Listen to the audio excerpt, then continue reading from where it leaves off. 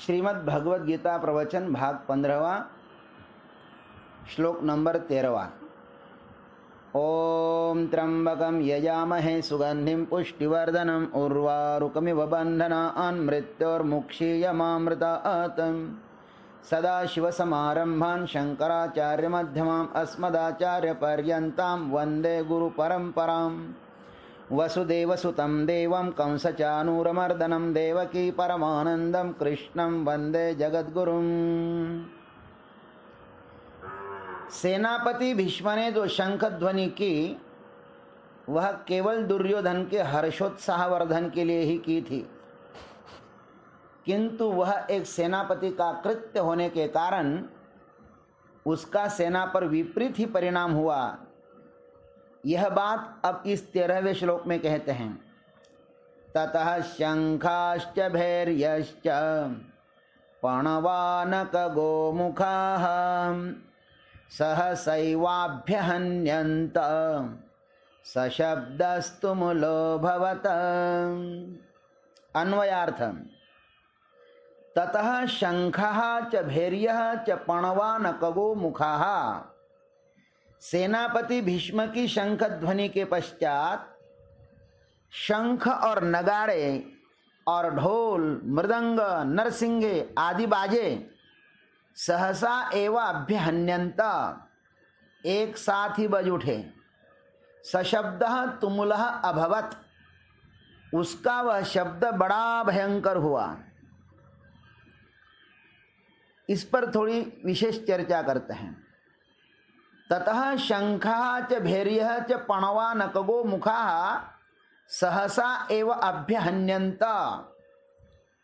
गलत समझने की अपेक्षा न समझना ही उचित रहता है। हमारे जीवन में अधिक द्वंद्व यथार्थ न समझने के कारण ही निर्माण होते हैं। इसलिए साधक को सदैव सावधान ही रहना चाहिए। किसी के कहने से किसी के भी प्रति अपने हृदय में गलत धारणा को आश्रय देने से बचे।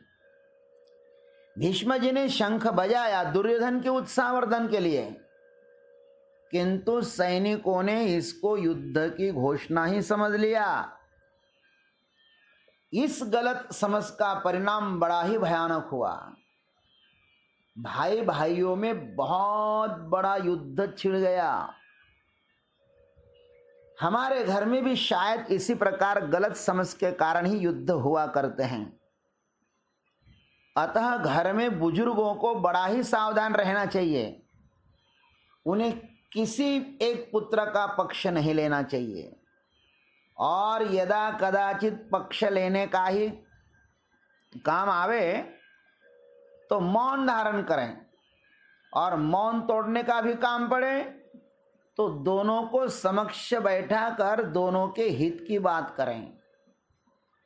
पितामह के द्वारा जो सैनिक गलती हुई है उसकी हम अपने जीवन में पुनरावृत्ति कदापि न करें। उस समय महाभारत युद्ध में इस भरत वंशियों के भारत ने बहुत कुछ खोया था। उसको याद करते भी शरीर पर रोमांच खड़े हो जाते हैं। युद्ध करने के लिए जो उत्सुक होते हैं ना, वे मात्र निमित्त ही खोजते रहते हैं। थोड़ा भी निमित्त उनके लिए पर्याप्त हो जाता है।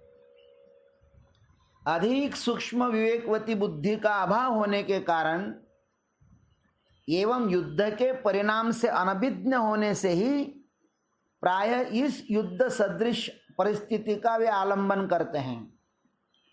धृतराष्ट्र को अंधा कहा गया है, क्योंकि अति महत्वाकांक्षा वाला व्यक्ति अंधा ही होता है। समस्त दुर्योधनादि धार्तराष्ट्र इसी महत्वाकांक्षी वृत्ति का आलंबन कर रहे हैं। अतः वे सदसद विवेकवती प्रज्ञा से रहित है। सेनापति भीष्म की शंख ध्वनि होते ही कौरवों की सेना से शंख नगाड़े ढोल मृदंग नरसिंगे आदि बाजे एक साथ ही बज उठे। सैनिक पहले से ही सेनापति के इशारे की प्रतीक्षा में सुसज्जित होकर बहुत ही सावधानी पूर्वक खड़े थे। ये सब सेनापति के आदेश की प्रतीक्षा ही खड़े थे, प्रतीक्षा कर रहे थे कि कब सेनापति आज्ञा दे, कब शंख बजाए।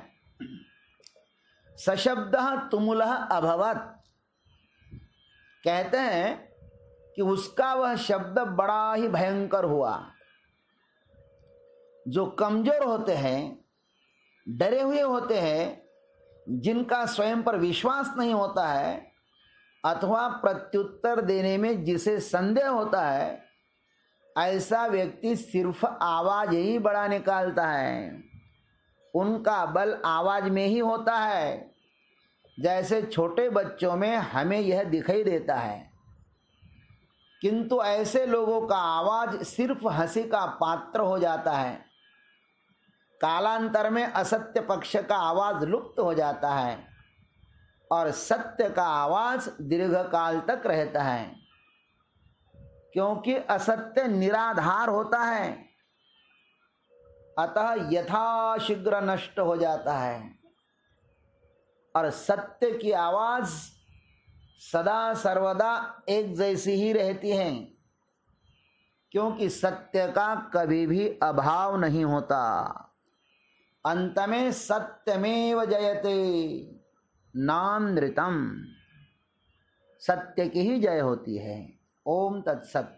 आज इतना ही, शेष अग्रिम भाग में।